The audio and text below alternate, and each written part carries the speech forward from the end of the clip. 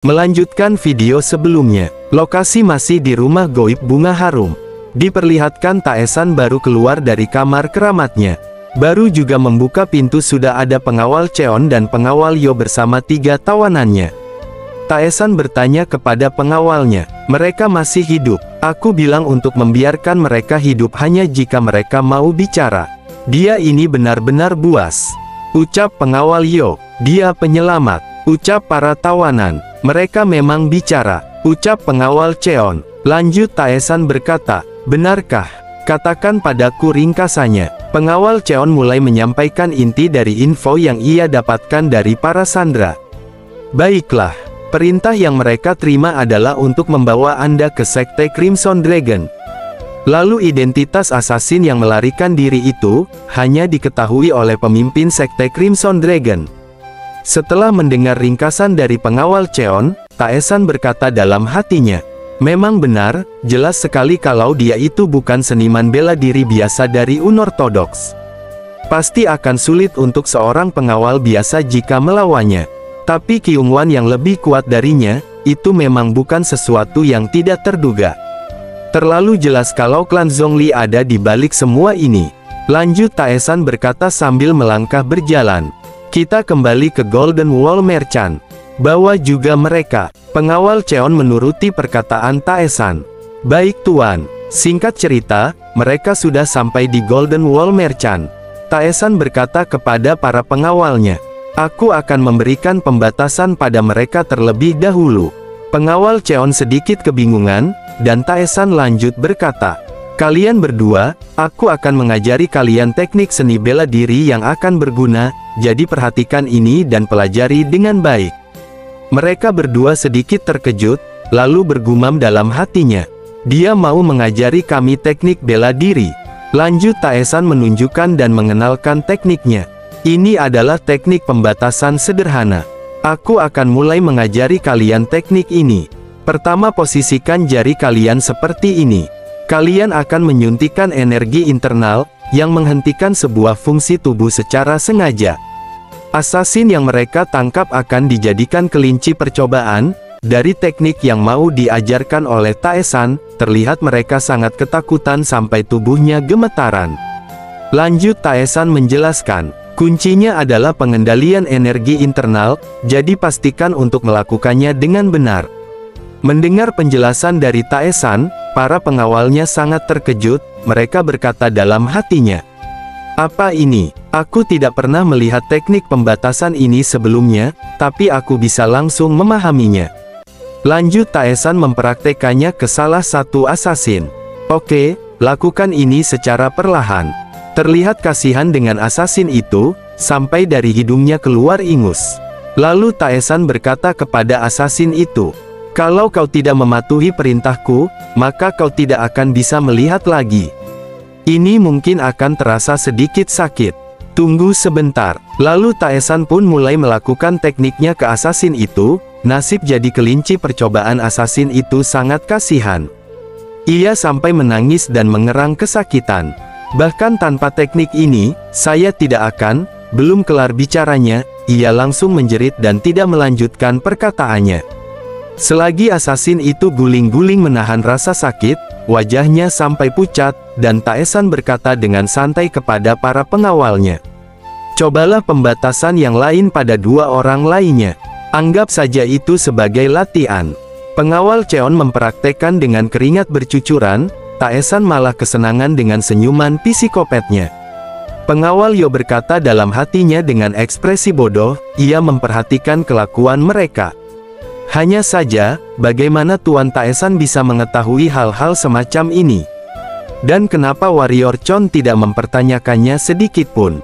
Tatapan Taesan semakin menakutkan, dan perkataannya juga menakut-nakuti para asasin itu. Mungkin kalau dia tidak mau patuh, maka buah zakarnya akan meledak. Perkataan Taesan membuat kedua asasin itu terpaksa menurut, daripada bijinya pada pecah. Terlihat mereka sangat menyedihkan menahan rasa sakit jadi bahan eksperimen kedua pengawalnya. 3 kelopak bunga tumbang. Pindah ke lain sisi, pada saat yang bersamaan situasi di Paviliun Joseo. Diperlihatkan di sebuah ruangan, ada dua orang yang sedang berbincang. Dan orang yang terlihat lebih tua sedang duduk sambil membaca laporan. Diperkenalkan orang tua itu bernama Byeok Wohaeng, dia adalah Master Pavilion Joseo pamannya Byeok Taesan MC kita. Lalu ia berkata, rumah goib bunga harum ini masih belum mengakui apapun. Lalu orang yang berdiri di depan paman Taesan ini diperkenalkan namanya Byeok Sangli, penerus Master Pavilion Joseo putra Byeok Wohaeng. Lalu ia berkata, iya, tapi kita guncang mereka sedikit lagi, mereka pasti akan menunjukkan celah. Lanjut Wohaeng menutup buku jadul itu dengan keras dan ia berkata, meski begitu, tak peduli mereka mengakuinya atau tidak. Kita hanya perlu menggunakan kejadian ini, untuk mendapatkan sebanyak apapun yang kita bisa, untuk Golden Wall Merchants. Lanjut ia berkata dengan ekspresi serius. Rumah Goib Bunga Harum adalah organisasi intel di bawah nama sebagai Rumah Goib. Kita harus gunakan kesempatan ini untuk membuat mereka ada di pihak Golden Wall Merchants. Sangli menjawab perkataannya dengan sopan. Baik, saya akan mengingatnya. Lanjut Wohaeng bertanya, apa ada kabar lain? Lanjut Sangli berkata lagi dengan laporan yang lain. Setelah pemimpin sekte Crimson Dragon tewas, terdapat kekosongan kekuasaan pada sekte itu. Dan ada kemungkinan, mereka akan membelah menjadi dua kelompok. Diduga juga ada pihak yang mempengaruhi. Mungkinkah itu mereka? Mereka saling bertatap mata dengan tajam, menduga-duga dengan pihak ketiga. Benar, aliansi Golden Heavenly. Mereka itu sangat berbahaya, jadi tetap waspada dengan mereka. Diperkenalkan aliansi Golden Heavenly. Dibentuk dari beberapa kelompok merchants yang ada di Wuhan. Di permukaan mereka bicara kalau mereka bergabung untuk bersama saling membantu, tapi sebenarnya yang dilakukan aliansi ini adalah menekan Golden Wall Merchants. Lanjut Wohaeng berkata dalam hatinya, apalagi yang mereka rencanakan kali ini? Tiba-tiba Sangli memberi hormat, ia berkata, jika kami mendeteksi adanya tindakan yang mencurigakan, kami akan langsung mengurusnya. Setelah Sangli menyelesaikan perkataannya, suasana pun menjadi hening sesaat. Lalu Wohaeng membuka kembali percakapan, dengan tema yang lain. Ia berdehem dan berkata, aku dengar-dengar belakangan ini orang-orang mulai menjulukinya sebagai Raja Malam. Apa kau tahu makanan atau obat apa yang dia konsumsi? Yang dimaksud dia adalah Taesan. Dengan hormat Sangli menjawab perkataan Wohaeng. Saya tidak mendengar apapun tentang itu, dan saya rasa dia hanya meminum obat stamina, yang akan berdampak pada kesehatannya. Lalu Wohaeng pun beranjak dari tempat duduknya, dan berjalan sambil mendengarkan perkataan Sangli. Tidak ada yang tahu kapan dia akan mati, tapi karena dia sering minum obat seperti itu, mungkin sudah tidak akan lama lagi. Wohaeng pun menjawab perkataan Sangli, aku tahu, lalu ia berhenti di sebuah gambar capung yang sedang adu mekanik. Lanjut Wohaeng berkata, meskipun begitu, aku tetap iri padanya. Pindah ke lain sisi, terlihat langit mulai senja. Terdengar sosok memanggil Taesan, lalu ia berkata dan di hadapannya ada para asasin yang sedang murung dan posisi berlutut. Apa yang sebenarnya terjadi? Taesan pun menjawab perkataan sosok. Bukannya kau butuh pekerja di sini? Jadi aku membawa beberapa untuk itu. Soso menjawab perkataan Taesan, dengan ekspresi konyol dan ia berkata, tapi tuan, mereka ini terlihat agak mencurigakan. Dengan wajah datar Taesan menjawab dengan entengnya, kalau kau tidak suka, tinggal buang saja mereka. Soso pun bergumam dalam hatinya, setelah mendengar perkataan Taesan. Tuan mengingat apa yang aku katakan sebelumnya, dan dia membawa para pekerja yang mencurigakan ini. Terlihat para asasin yang dibawa Taesan memandang ke arah Soso dengan raut wajah so imut. Lanjut Soso berkata, aku rasa dia mulai menjadi baik, tapi terasa aneh. Tiba-tiba Taesan menjentikan jarinya dan berkata, oke, dari kiri namamu adalah Black One, Black Two, dan Black Three. Karena kalian berasal dari kegelapan dunia ini, jadi kalian akan dipanggil Black. Dengan serempak mereka menjawab, apa? Lanjut Taesan berkata dan menunjukkan ekspresi menakutkan. Kenapa? Kalian tidak suka? Tiga Black ini serempak bersujud sampai membenturkan kepalanya ke lantai berulang-ulang kali. Apapun yang Anda katakan, kami menerimanya dengan senang hati. Benar kami ini para Black. Iya, kau benar Black One. Sangat kasihan nasib mereka, keringat dari wajahnya sampai mengucur deras. Lanjut Taesan berkata sambil beranjak pergi. Kau juga dengarkan, itulah nama mereka, suruh mereka semaumu. Sebelum ia pergi, Taesan bertanya kepada Soso. Oh iya, di mana Kyungwan? Aku belum melihatnya di sini. Soso menjawab, kalau jam segini, seharusnya dia sedang latihan. Taesan berkata dengan perlahan, dia latihan lagi, sepertinya dia menjalani kehidupan yang membosankan sebagai anggota pasukan. Pindah ke situasi ruangan latihan. Terlihat pengawal Cheon sedang berlatih sendirian sambil berkata dalam hatinya. Pada saat ini, pertarungan melawan pemimpin Sekte Crimson Dragon, yang dia lakukan hanyalah mendaratkan serangan santai pada dagu pemimpin Sekte, dengan telapak tangannya. Aku belum pernah melihat seni bela diri yang seperti itu sebelumnya. Bagaimana dia bisa melakukannya? Aku tidak pernah menyesal bergabung dengan satuan Sword Dragon. Jika Golden Wall Merchants mengalami krisis, lakukan semua yang kau bisa untuk membantu mereka. Karena selama aku melakukan itu, aku akan mendapatkan bayarannya. Tapi, memang benar ketika aku tidak bisa bertambah kuat, aku jadi merasa gelisah. Akan tetapi seseorang yang muncul pada kehidupanku. Tiba-tiba pengawal Cheon terkejut, setelah panjang lebar bergumam. Terdengar langkah kaki dari arah depannya, dengan wajah datar Taesan terus berjalan. Dan pengawal Cheon lanjut berkata dalam hatinya. Seseorang yang bisa membantuku mencapai pemahaman baru. Lalu Taesan sudah ada di belakang pengawal Cheon, ia berkata, matahari sudah hampir terbenam, kau mau latihan selama apa? Pengawal Cheon langsung menoleh ke arah Taesan. Tuan, kenapa Anda di sini? Taesan mengajak pengawal Cheon untuk kembali mengunjungi rumah goib lagi, dan pengawal Cheon pun menyetujui kemauannya. Lalu pengawal Cheon berkata, Tuan, ada pertanyaan yang ingin saya tanyakan. Dengan ekspresi sinis dan menoleh Taesan menjawab. Apa itu? Lanjut pengawal Cheon berkata, apa Anda tetap akan menyembunyikannya? Menyembunyikan apa? Ucap Taesan. Lanjut pengawal Cheon berkata panjang lebar. Pertama adalah kejadian asasin di rumah goib bunga harum, lalu pemimpin Sekte Crimson Dragon, dan terakhir ada teknik pembatasan. Setelah melihat itu saya jadi yakin. Mendengar perkataan pengawal Cheon, ekspresi Taesan sangat terkejut, lalu ia menoleh ke belakang dengan tatapan tajam sambil bergumam dalam hatinya. Apa dia sadar kalau aku ini orang lain? Aku kira dia hanya berotak-otot, apa aku yang memang terlalu lengah? Aku tetap tidak bisa membiarkan siapapun tahu, kalau aku adalah Heavenly Demon.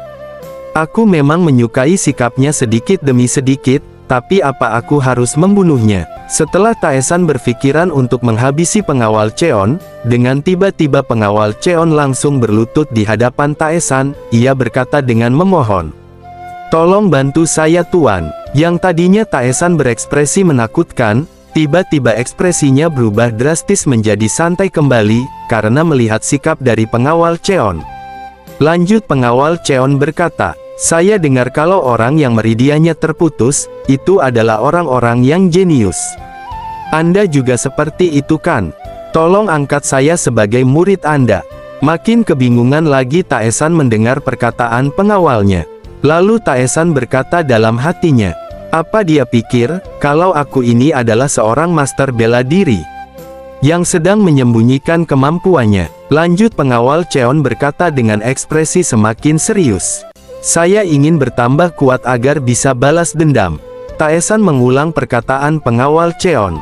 Balas dendam. Lanjut pengawal Cheon memohon. Iya Tuan, saya ingin balas dendam kepada dia yang menghancurkan sekte saya. Taesan menjawab perkataan pengawalnya dengan sinis. Jangan gunakan balas dendam sebagai motivasi pada setiap tindakanmu. Pengawal Cheon terkejut mendengarkan perkataan Taesan, lanjut Taesan menjelaskan. Ada banyak sekali orang di luar sana, yang kehilangan sektenya. Terlihat Taesan menatap tajam kepadanya. Kau hanyalah salah satu dari sekian banyak orang itu. Pengawal Cheon pun tertunduk dan diam tidak berkata apa-apa. Taesan lanjut berkata, mereka yang menggunakan emosi yang sebagai motivasi untuk berkembang, tidak akan bisa bertahan lama di dunia ini. Orang-orang yang seperti itu pada akhirnya hanya akan jatuh, dan menghilang seiring perasaannya sudah memudar. Carilah keinginan sejatimu sendiri, untuk berlatih dan bertambah kuat. Mendengar kata-kata bijak dari Taesan, membuat pengawal Cheon sangat terkejut, ia pun dapat berpikir jernih sedikit demi sedikit. Lanjut ia mendengarkan, dengan begitu, kau akan bisa melakukan balas dendam kapanpun kau mau menginginkannya. Setelah selesai Taesan memberi wejangan kepada pengawalnya, terlihat pengawal Cheon menjadi lebih tenang, ia pun memberi hormat kepada Taesan dan menjawab yang disampaikan tuannya.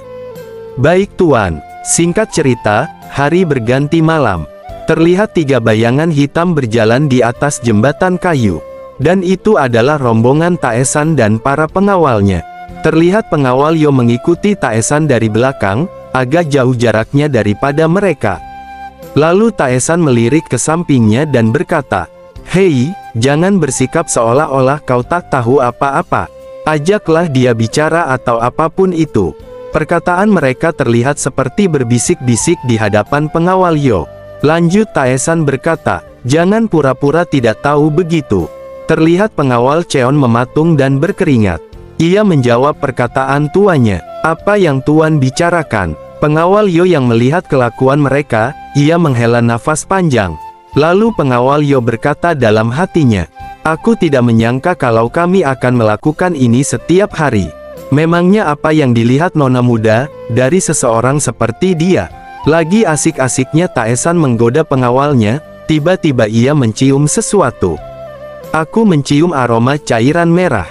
Dengan polos para pengawalnya menjawab, "Aku tidak mencium bau apapun." Taesan pun pusing dengan kelakuan kedua pengawalnya, ia menepuk jidatnya sendiri, lalu ia berkata, "Astaga, apa kalian ini hanya menggunakan hidung saja?" Lanjut Taesan pun berkata dalam hatinya, "Sepertinya ini aroma dari asasin yang tangannya terpotong sebelumnya. Karena aku juga merasakan keberadaan yang lain, berarti dia membawa 1 orang lagi bersamanya." Taesan berkata kepada pengawal Cheon, "Ada 2 orang, majulah dan bunuh salah satu dari mereka." Pengawal Cheon menanggapi perkataan Taesan, ia pun bergegas pergi melawan salah satunya asasin tersebut. Dan pengawal Yo bersiaga menjaga Taesan, ia bergumam dalam hatinya, "Aku tidak merasakan keberadaan apapun di sekitar sini." Tiba-tiba pengawal Yo terkejut, karena ada lemparan kunai dari jarak jauh. Namun serangan itu berhasil ditahan hanya dengan 2 jari saja oleh Taesan. Ia berkata kepada pengawal Yo, "Hei, kau akan mati kalau hanya diam mematung saja di situ." Saking terkejutnya pengawal Yo, dia sampai bengong melihat kecepatan Taesan, yang berhasil menggagalkan serangan tiba-tiba dari para asasin. "Hei, berhenti menatapku, musuhnya sudah di sini. Lakukanlah tugas kalian sebaik mungkin." Pengawal Yo pun mulai menarik pedangnya, ia menatap tajam ke depan, dan tiba-tiba, asasin yang sebelumnya berhasil kabur. Ia langsung menerjang menebaskan pedangnya, namun berhasil ditahan oleh pedang pengawal Yo. Terlihat pengawal Yo sedikit kewalahan melawan asasin itu. "Kau lebih lemah dari yang aku lawan sebelumnya." Mendengar perkataan yang meremehkan kemampuannya, pengawal Yo sedikit emosi, lalu ia balik menerjang ke asasin itu dengan penuh amarah. Asasin itu sangat cerdik, ia memprovokasi pengawal Yo agar masuk ke perangkap yang sudah asasin itu persiapkan. Terlihat pengawal Yo menginjak jebakan asasin itu. Pijakan dari pengawal Yo memicu ledakan yang membuat pengawal Yo lengah, karena pandangannya dibatasi oleh ledakan dari jebakan asasin. Selagi pengawal Yo terdiam, asasin itu bergegas mendekat ke arah Taesan yang berdiri di belakang mereka. Pengawal Yo menoleh ke belakang, dan ia bergumam dalam hatinya, "Tidak, dia memang sengaja untuk membuat celah." Meski pengawal Yo sudah menyadarinya, tapi sayang sekali ia sudah terlambat untuk menghentikan asasin itu. Karena dia sudah siap menghunuskan pedangnya dengan cepat ke arah Taesan. Sebelum pedang itu mendarat di tubuh Taesan, asasin itu menyeringai dan berkata, "Kalau seperti ini, kau pasti akan terbunuh." Taesan diam saja tidak bergerak sedikit pun, dan pedang yang dihunuskan oleh asasin itu pun menembus tubuh Taesan. Dikiranya ia berhasil menusukkan pedangnya ke jantung Taesan. Terlihat Taesan tersenyum tipis lalu ia berkata, "Di saat seperti ini, kita bisa langsung lihat siapa yang tidak berpengalaman." Melihat serangannya tidak dapat melukai Taesan, asasin itu sangat terkejut, karena pedang yang ia hunuskan dengan jarak sedekat itu, tidak dapat menembus tubuh Taesan. Apa yang terjadi? Selagi Taesan menahan pergerakan asasin itu, dengan menjepit pedangnya di selangkangan tangan Taesan. Dengan besik atek Taesan mendaratkan pukulannya dengan keras di bagian leher asasin itu, membuat ia berlutut dan memuntahkan banyak sekali cairan merah dari mulutnya. Pengawal Yo menghampiri asasin yang sudah tidak bisa bergerak, sambil memperhatikannya ia berkata dalam hatinya, dengan raut wajah yang keheranan. Tidak bisa dipercaya, dia mengalahkannya hanya dengan satu tebasan tangan. Taesan pun berkata kepada pengawal Yo yang sedang termenung, "Fokuslah, jangan sampai melamun saat dalam pertarungan." Pengawal Yo meminta maaf kepada Taesan atas keteledorannya. Lanjut Taesan berkata, "Untuk sekarang kita bawa dia dulu. Seharusnya kita bisa dapat sesuatu darinya." Pengawal Yo menjawab perkataan Taesan, sambil ia memeriksa keadaan asasin yang sudah terkapar. "Baik Tuan." Tidak henti-hentinya pengawal Yo terkejut. Setelah ia memeriksa keadaan asasin itu, ia berkata dalam hatinya, "Orang ini langsung mati." Padahal yang dilakukan Tuan Muda Taesan hanya menebasnya dengan tangan kosong. Terlihat pengawal Yo berkeringat dingin dari wajahnya. Lalu ia memandangi Taesan sangat dalam, dan bergumam dalam hatinya, "Sepertinya aku bertemu dengan seseorang yang akan merubah hidupku. Aku harus tetap mengawasinya untuk sementara waktu. Aku ingin tahu teknik apa yang dia gunakan barusan." Singkat cerita, Taesan sudah melanjutkan perjalanannya, dan pengawal Yo mengikutinya dari belakang, sambil menggendong jasad asasin yang sudah dikemas. Sambil berjalan, Taesan menceramahi pengawal Yo, "Hei, apa kau tahu dari performamu tadi? Kau itu terlalu lemah untuk melindungiku. Mulai sekarang aku ingin kau ikut latihan dengan Kyungwan." Pengawal Yo bergumam dalam hatinya, "Apa dia ingin menjadikanku sebagai muridnya? Sepertinya ada yang kurang di sini, tapi apa?" Tiba-tiba pengawal Yo teringat dan khawatir dengan keadaan pengawal Cheon. "Karena Anda menyebutnya, warrior Cheon belum kembali." Taesan pun menjawab perkataan pengawal Yo dengan santai, "Tenang saja, dia bisa menanganinya sendiri. Kau boleh menjemputnya kalau kau mau." Pindah dulu ke situasi pengawal Cheon. Terlihat dia sudah menyelesaikan tugasnya, karena asasin yang menjadi lawannya sudah tergeletak tidak bergerak, mungkin sudah tewas. Pengawal Cheon berkata dalam hatinya sambil menghela nafas, "Dia adalah lawan yang lebih sulit dari perkiraanku. Meski begitu, aku bersyukur bisa mengalahkannya dengan cepat." Tiba-tiba pengawal Cheon terdiam mematung, dan suasana di sana sangat sepi dan hening. "Aku tidak merasakan keberadaan orang lain di sini, kemana mereka berdua pergi?" Pindah ke lain sisi, Paviliun Joseo Satuan Intelijen Guild Golden Wall Merchants. Terdengar perkataan seseorang di dalam sebuah ruangan. Sebentar, mereka membawa mayat ke rumah goib bunga harum. Iya, dan hasilnya banyak orang yang sekarang tahu tentang mereka. Wo Haeng yang mendengar perkataan barusan, ia bicara kepada anaknya Sang Li. "Aku ingin mengambil rumah goib bunga harum secara diam-diam. Tapi sepertinya situasinya jadi semakin rumit." Lanjut Sang Li melaporkan informasi yang ia dapatkan. Mayat yang dibawa oleh Taesan dan pengawal Yo. Tidak banyak jejak dari mayat itu, jadi kita tidak bisa mencari tahu siapa identitasnya. Selain itu, Sekte Crimson Dragon berkata, mereka tidak punya pilihan selain meladeni permintaan Tuan Muda Taesan. Lanjut ia menjelaskan, mereka tetap bersikap pura-pura tidak tahu, dan menyangkal kalau mereka mengenal identitas dari kliennya. Wo Haeng pun berspekulasi, sambil berjalan ia menyampaikan yang dipikirkan dalam benaknya.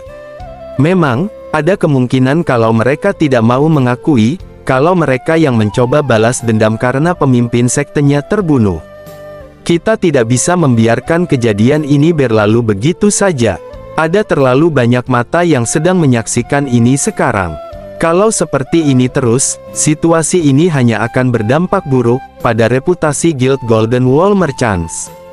Baiklah, kami akan melakukan semua hal yang bisa dilakukan. Oh iya, sepertinya kita sudah terlalu lama membiarkan Taesan tanpa pengawasan. Aku dengar kali ini kesehatannya mulai membaik. Sang Li menjawab dengan raut wajah sedikit cemas. Memang tak disangka, kalau kesehatannya mulai membaik setelah dia menggunakan vitalitasnya. Atau mungkin, dia mengonsumsi eliksir atau obat semacam itu. Kita lihat saja nanti. Pindah ke situasi di rumah kediaman Taesan. Terlihat mereka sedang makan malam bersama. Taesan membuka percakapan, ia berkata, "Apa kalian tidak makan?" Pengawal Cheon menjawab dengan sedikit gugup. "Bagaimana mungkin kami makan bersama Anda?" Sambil makan Taesan menjawab perkataan pengawal Cheon. "Kau itu orangku, bukankah wajar kalau kalian makan bersamaku? Mulai sekarang kita akan makan bersama seperti ini, setiap jam makan." Tiga Black berkata pelan sambil cengengesan, "Saya suka ide Anda Tuan." Tiba-tiba Soso dari samping membisikkan kepada Taesan. "Oh iya Tuan Muda, saya dengar Dube Divine Physician akan tiba hari ini." "Siapa itu?" ucap Taesan. Lanjut Soso menjelaskan, "Dia adalah tabib terkenal, yang katanya bisa menyembuhkan penyakit meridian yang terputus." Taesan pun menjawab dengan wajah datarnya, "Santai saja, aku akan sembuh dari penyakitku hanya dengan pergi ke rumah goib." Perkataan Taesan yang dengan polos, tanpa rasa malu, yang membuat pengawal Yo sampai tersedak, pengawal Cheon pun sampai melotot terkejut. Soso berteriak dengan keras, "Mana mungkin bisa begitu? Bukan seperti Anda mengisi energi dengan mencuri energi yin orang lain." Taesan menjawab sambil terus mengunyah makanannya. "Mungkin kau ada benarnya." Lanjut Taesan bertanya, "Jadi siapa sebenarnya orang itu?" Lanjut Soso menyampaikan, "Saya dengar dia sudah berada di Wuhan sekarang, seharusnya tidak lama lagi dia akan tiba di sini. Apa mungkin, sekarang dia sedang di Manor Golden Wall Merchants?" "Tidak, saya diberitahu kalau dia mendapatkan tempat menginap tang berbeda. Dari yang ku dengar, dia ingin melihat tempat di mana Anda menetap." Pindah ke lain sisi, terlihat seseorang yang belum diperlihatkan wajahnya, sedang memandangi kawasan Golden Wall Merchants, dari atas dataran tinggi. Mungkin ini sosok yang dibicarakan Soso sebelumnya, tabib Dube Divine Physician. Sosok tampan berambut putih, sambil tersenyum ia berkata, "Guild Golden Merchants, sungguh nama yang megah." Melanjutkan video sebelumnya, Taesan dan para bawahannya sudah seperti keluarga besar, mereka makan bersama tanpa batasan antara tuan dan bawahan. Sambil menikmati makanan yang sudah tersedia, Taesan berkata sambil melirik ke arah tiga Black, "Oh iya, aku dengar-dengar kalau kalian katanya cukup banyak membantu baru-baru ini." Para Black menjawab dengan ekspresi terpakasa bahagia. "Tidak sama sekali Tuan, yang saya lakukan hanya mengawasi gudang saja." Lanjut Taesan menyemangati mereka, "Black 2 sama Black 3 kalian juga bekerja keraslah." Dengan serempak mereka menjawab, "Baik tuanku." Salah satu Black berkata pada Taesan, "Tuan, kalau dari sudut pandang saya, Anda ini benar-benar menjadi semakin tampan." Terlihat Taesan memandangnya dengan sinis. Lanjut si Black 1 berkata, "Saya tidak hanya omong kosong, menurut saya tinggi badan Anda bertambah, otot tubuh yang berkembang, dan kulit Anda juga menjadi lebih lembut.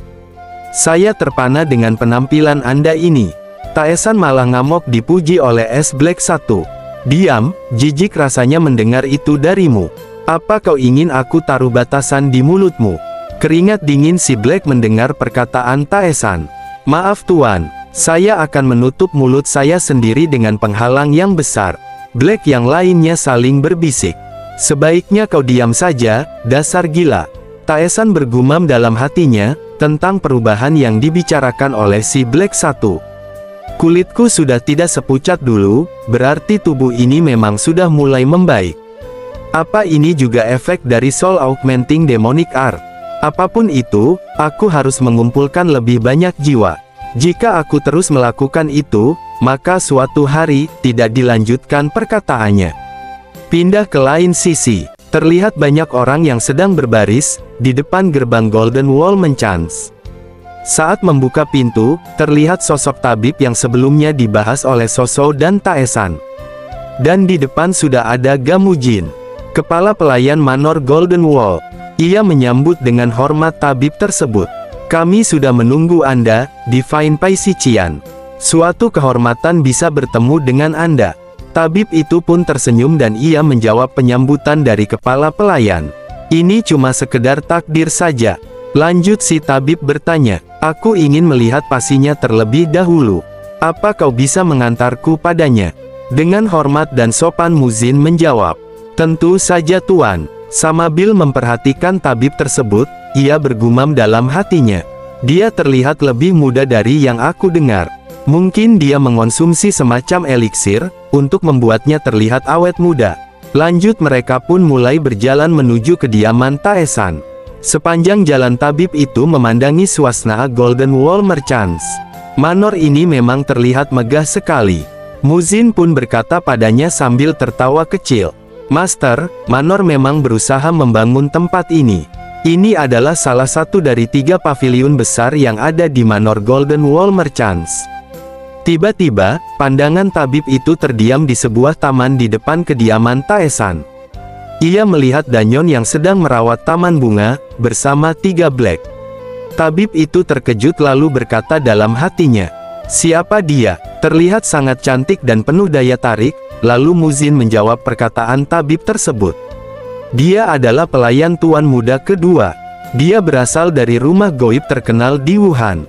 Dan dia adalah salah satu orang yang datang ke sini, meminta untuk menjadi pelayan tuan muda kedua.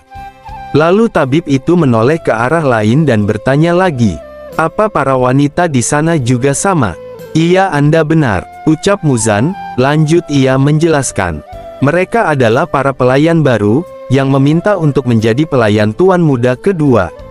Setelah mendengar penjelasan Muzin, tabib itu tersenyum tipis lalu ia berkata dengan pelan. Mereka memiliki struktur tubuh yang langka, sampai-sampai aku menginginkan untukku sendiri. Muzin yang mendengar perkataan si tabib ia sedikit terkejut, lalu ia pun berkata dalam hatinya. Dia tertarik pada mereka. Aku tidak menyangka kalau Dube Divine Paisician adalah orang yang seperti ini. Lanjut ia berkata kepada si tabib muda itu. Karena mereka semua memang cantik, saya mengerti perasaan Anda. Dan tabib itu pun menjelaskan maksud perkataannya, dengan tiba-tiba ia berekspresi serius. Yang aku maksud ini adalah, bentuk fisik murni mereka. Itu adalah istilah dari masterku, untuk menyebut struktur tubuh seperti mereka. Tubuh mereka itu murni seperti salju, dan bisa berkembang dengan hebat, entah apapun yang mereka pelajari. Mujin pun berkata dengan sopan, oh, ternyata itu yang Anda maksud.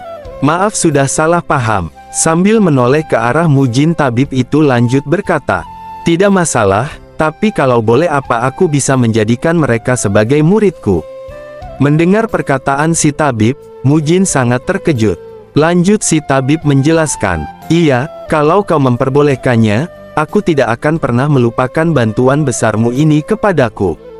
Terlihat tabib itu berekspresi mencurigakan. Lanjut ia berkata di dalam hatinya, tidak peduli seberapa cantik mereka, selama dia tidak bodoh, dia tidak akan mau kehilangan kesempatan untuk membangun relasi denganku.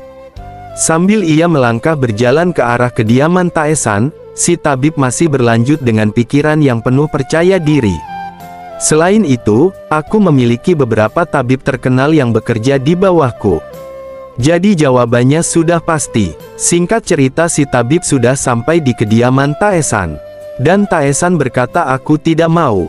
Itu adalah jawaban dari Taesan, yang sepanjang jalan digumamkan oleh tabib itu, yang berencana untuk menjadikan murid para pelayan Taesan. Jawaban dari Taesan membuat tabib itu terdiam dan termenung, lanjut ia berkata, apa Anda tidak mau memikirkannya terlebih dahulu?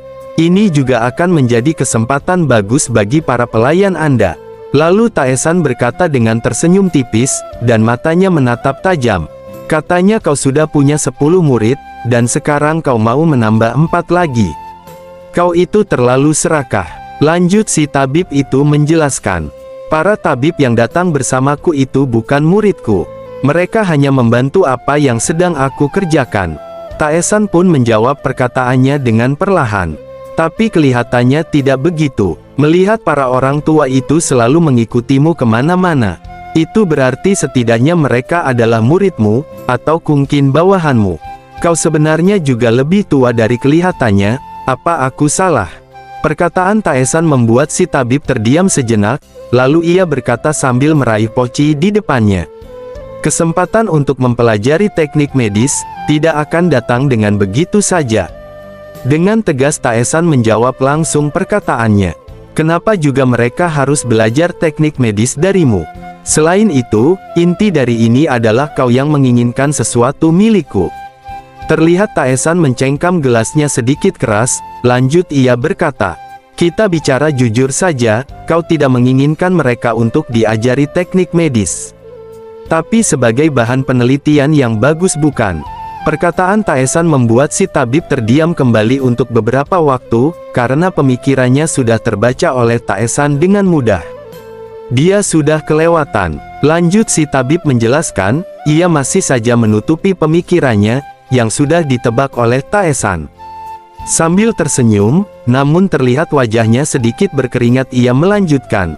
Bahan penelitian. Mana mungkin seorang manusia menggunakan manusia lain sebagai bahan penelitian? Kapan aku bilang menggunakan manusia sebagai bahan penelitian? Aku cuma bertanya kalau mereka itu bahan yang bagus kan? Si tabib mulai terpancing emosinya, ia sampai berpikiran jahat kepada Taesan. Ini sudah terlalu jauh. Toh dia memiliki penyakit meridian yang terputus, apa aku bunuh saja? Kalau aku bilang dia meninggal saat proses perawatan, mereka pasti akan percaya dan membiarkannya. Lagi-lagi, pemikiran jahatnya dapat ditebak dengan mudah oleh Taesan. Tiba-tiba Taesan melesatkan tetesan air yang sudah dilapisi auranya, tepat ke dahi si tabib. Terlihat dia sangat terkejut dengan apa yang dilakukan Taesan kepadanya. Tali topi yang ia ikatkan di dagunya sampai terputus, bahkan topinya pun sampai terbelah. Taesan pun berkata kepada si tabib itu, ada apa? Apa aku terlihat seperti target yang mudah di matamu? Seni bela dirimu ada di bawah rata-rata.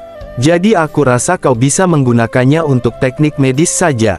Sepertinya membunuhmu di sini adalah pilihan yang terbaik, iya kan? Sebelum si tabib bertindak lebih jauh, Taesan sudah mendahului yang ia rencanakan dalam benaknya. Perkataan Taesan membuat si tabib sangat syok, ia melihat Taesan seakan-akan sangat menakutkan baginya. Apa-apaan, hawa membunuh yang sangat besar ini. Tiba-tiba ia berteriak dan menggebrak meja dengan keras. Memangnya apa yang kau pikirkan? Suasana menjadi hening sesaat. Lanjut Taesan pun berkata, masalah ini cukup menggangguku. Mereka adalah orang-orang yang mencari perlindungan di bawahku, jadi bukankah sudah wajar aku bersikap seperti ini, ketika ada orang yang tiba-tiba muncul ingin mengambil mereka dariku? Sambil tersenyum Taesan melanjutkan perkataannya. Aku ini cuma ingin hidup dengan tenang. Si tabib masih tidak bisa berkata apa-apa, ia hanya bisa bergumam dalam hatinya. Perasaan ini, aku pernah merasakan perasaan ini sebelumnya. Terlihat Taesan menyeringai dan memasang ekspresi menakutkan. Aku memang sedang butuh orang untuk mengurusi beberapa masalah di sini. Si tabib masih dalam pemikirannya, ia lanjut bergumam. Sepertinya aku datang ke tempat yang tidak seharusnya aku datangi. Singkat cerita, di lokasi yang berbeda, tiba-tiba ketua pelayan berekspresi terkejut, dan ia berkata, apa, Anda ingin bekerja di Manor Golden Wall? Terlihat di hadapan Mujin sudah ada si tabib dan rombongannya. Ia berkata dengan pura-pura tenang, iya, aku ingin bekerja untuk Tuan Muda Taesan. Lalu dengan hormat Mujin menjawab perkataan tabib tersebut. Itu adalah keputusan yang bagus. Saya berjanji, atas nama Golden Wall Merchants, kalau Anda tidak akan merasa kecewa dengan apa yang kami sediakan. Si tabib pun menjawab perkataan Mujin. Tidak masalah, aku yakin Tuan Muda Taesan pasti tahu apa yang harus dilakukan. Dan orang-orang yang mengikuti tabib tersebut saling berbisik. Apa yang sedang dia lakukan, tiba-tiba seperti ini? Aku juga tidak tahu, si tabib berkata dalam hatinya. Aku sudah menjalani kehidupan bebas untuk waktu yang cukup lama, tapi siapa sangka, dengan cara seperti ini kehidupanku menjadi kacau. Merawatnya tidak hanya akan memakan waktu selama 1 atau 2 bulan saja. Setidaknya butuh waktu selama beberapa bulan, dan itu pun dengan mengerahkan segala usahaku. Tapi, dari tatapannya saja itu bukan hanya hawa membunuh yang biasa. Satu-satunya keberuntunganku hanyalah, untung saja aku tidak pipis di celana. Terlihat si tabib bercucuran keringat sangat deras dari wajahnya. Pindah ke lain sisi. Terlihat pengawal Cheon yang sedang berkata kepada Taesan. Tuan, apa ini tidak masalah? Sambil membelakangi mereka Taesan menjawab pertanyaannya. Masalah apa? Lanjut pengawal Cheon berkata. Itu tentang Dube Divine Physician. Saya sudah menerapkan teknik pembatasan pada 12 tabib yang lainnya, tapi tidak dengan Divine Physician. Aku sudah melakukannya sendiri, ucap Taesan. Maaf, Anda sudah melakukannya. Lanjut Taesan berkata, iya, karena kalian tidak akan bisa melakukannya. Lanjut pengawal Cheon bertanya, lalu kenapa Anda meminta kami untuk menerapkan teknik pembatasan pada yang lainnya? Taesan menjawab perkataan pengawal Cheon. Aku ini masih sakit, apa kau lupa? Apa kau tak tahu seberapa lelahnya diriku untuk menggunakannya? Pengawal Cheon pun menundukkan kepalanya, ia memahami keadaan Taesan. Beda dengan pengawal Yo, ia berekspresi aneh setelah Taesan berkata seperti itu. Lanjut Taesan menjelaskan, di samping itu, mereka bukanlah hanya sekedar tabib biasa. Selagi mereka berbincang, tiba-tiba terdengar seseorang yang berdeham. Ternyata itu tabib Dube yang menghampiri mereka. Pengawal Cheon pun langsung bertanya padanya, Divine Physician, apa Anda akan ikut juga? Sambil tersenyum ia menjawab perkataan pengawal Cheon. Sudah menjadi tugasku untuk selalu menjaga kesehatan Tuan Taesan. Siapa lagi kalau bukan aku? Tiba-tiba pengawal Yo ikut berkata, ia bertanya kepada tabib Dube. Tapi, apa tidak masalah bagi seseorang yang sedang sakit, mengunjungi rumah goib setiap malam? Bukan itu saja, setiap kali dia ke sana, dia pasti akan melakukannya sampai malam. Mendengar penjelasan dari pengawal Yo, membuat tabib Dube langsung terkejut dan berkeringat. Ia pun berkata, apa, melakukannya sampai semalaman? Seharusnya dia sudah berada di ambang kematian jika begitu. Lanjut ia berkata kepada Taesan. Tuan, bolehkah saya memeriksa denyut nadi Anda sebentar? Dengan kemampuan saya bisa melakukannya langsung di tempat. Taesan pun menyetujui permintaannya. Oke, tapi lakukan dengan cepat. Kau ini banyak bicara. Dengan sigap dan tersenyum ia segera memeriksa Taesan. Baiklah, saya permisi. Sambil menarik baju lengannya Taesan ia bergumam dalam hatinya. Sekarang aku bisa melihat kondisi sebenarnya dari tubuhnya itu. Setelah ia mulai memeriksa baru juga memegang denyut nadinya, tiba-tiba tabib Dube langsung sangat terkejut. Apa ini? Ini sungguh tidak masuk akal. Tuan, apa Anda ini benar-benar orang hidup? Dan video pun bersambung.